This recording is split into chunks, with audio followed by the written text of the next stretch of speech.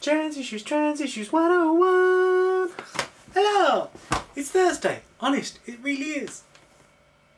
Okay, so I kind of lost a day this week. I don't know where it went. It ran away. I haven't seen it since.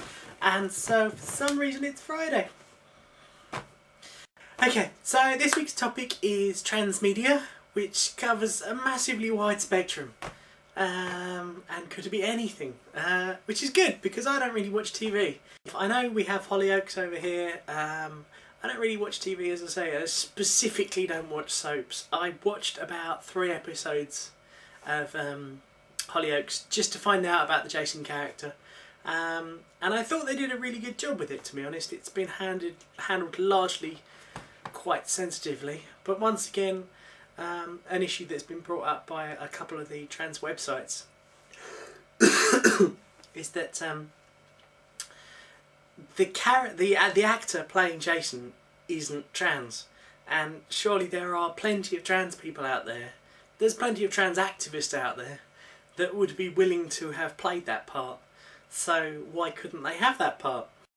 From what I could tell, the way Jason's parents handled it was not particularly good, including this idea of taking him to a specialist to have him cured, I think was something that was going on at one point. I don't know what the hell his mum was going on about there, but there we go. So yeah, I can understand how it's gone through sort of all the possibly scary things about sort of coming out to family and how everyone deals with it differently and in some cases quite insanely. And I think Jason's now having trouble with boyfriends and stuff. I suppose still being a teenager, he's got all the fun of going through dealing with his sexuality and sex and sexuality. So that's all fun too. Oh, the other show that we have over here in the UK that, again, I don't watch because it's a soap, is Coronation Street, which has both, or at last I checked, or last I heard, because I've never ever watched it, they have a post-op transsexual character who's played by a cisgendered woman.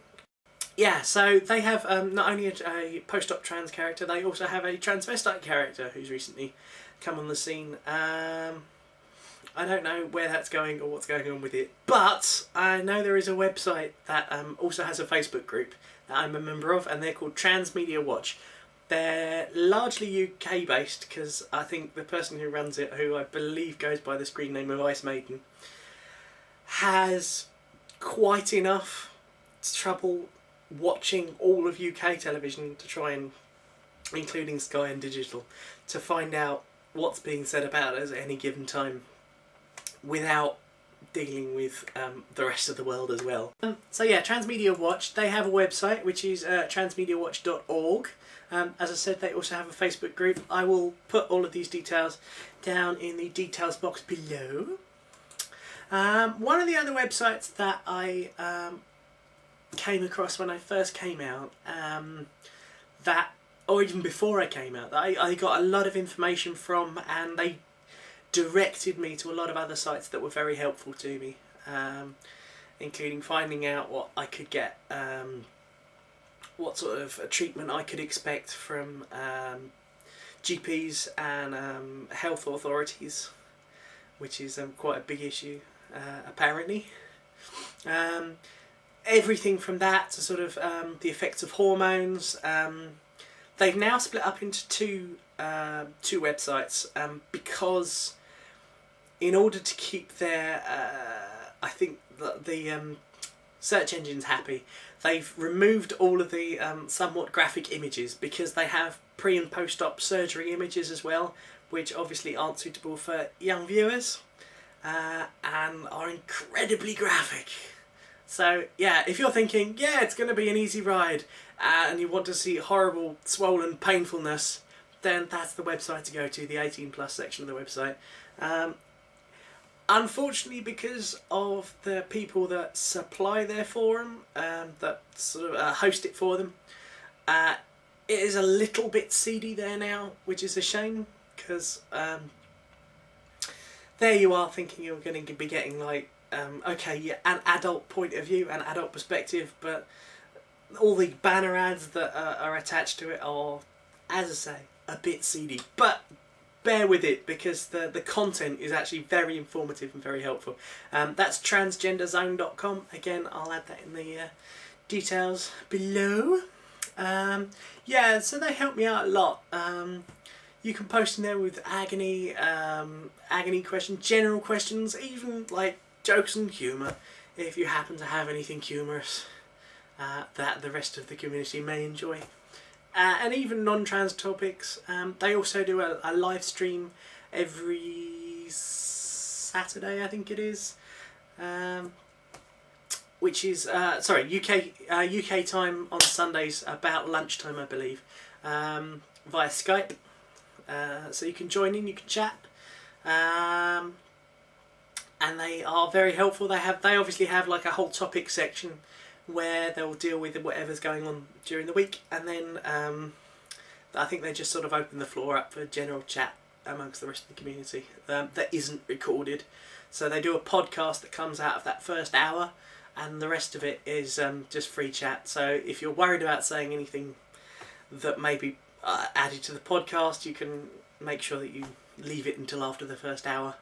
And sometimes it's nice to just have on, listen in the background, and while you're pottering around the house on a Sunday,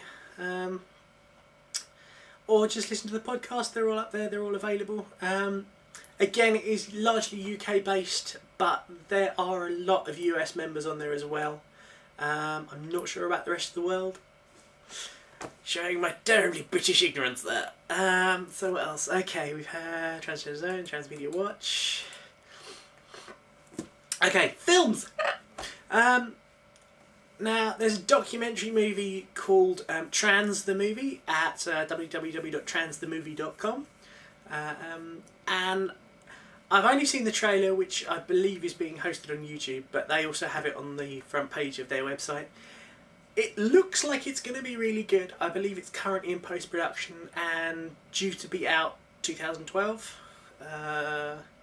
Early 2012, according to the website.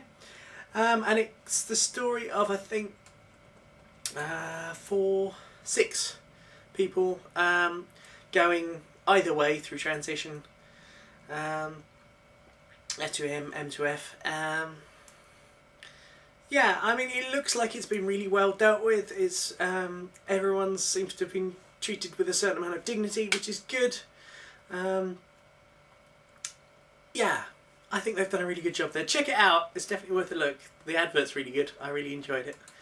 Another film that's apparently incredibly positive. I saw the trailer. I really enjoyed the trailer. I believe it's a bit of an indie film, so they haven't done like a full general release yet. They're trying to get people to get involved and have it brought to their town and shown. The film is called Gun Hill Road. That can be found at www.gunhillroad.com. It's basically, as far as I can tell, and I haven't watched the trailer in a few weeks, I really should have refreshed it before doing this. Basically, man comes out of prison and he's always been a bit tough, manly man. To find that his son is transitioning, or in thinking about transitioning, is basically a lot more feminine than his father is comfortable with, and his father is sort of a bit, you must be a man, you must be a man's man. Meanwhile, the mum is trying to sort of hold the whole family together, stop the dad going back into prison, and this poor child who is going through, or attempting to sort of work out where life wants to take her. And as far as I can tell, she is definitely trans, or transitioning in the process thereof. But check it out, the trailer. There's a few trailers on YouTube. There's one also linked directly on their website. Again, I will post all the details on there. So yeah, definitely check it out. The last thing I wanted to mention today was a YouTube account that I watch quite a lot. Not all of it is particularly well dealt with, as far as necessarily dignity for everyone. But then I think that's down to the individual makers of the films and documentaries. Basically, this channel, which is H.J. Tonkin's 2010 channel, it's a collection of documentaries and sort of, I think in some cases they're short films, basically documentary stuff from mainly, as far as I can tell, UK television about transitioning male to female, female to male again, going due to general statistics they are mainly male to female, but there are some good female to male videos on there as well. In some cases there's like, they covered sort of 2 or 3 people in one story, everything from where they started, where they had their surgery, who went with them, who looked after them in some cases, to TV spots where trans has come up as an issue, or an issue, as a subject, I should say. It's not an issue. People make it an issue. It isn't an issue. So anyway, I feel I've waffled on massively this week, despite thinking I've got nothing to talk about. Yeah, I think I've done alright. LJ is looking for subjects, so if you are interested in having a question answered or bringing up a subject for us to talk about, please comment on this video or on the channel and let us know, or join our Facebook group, which is Trans Issues 101, as opposed to the YouTube channel, which is Trans Issues Live 101.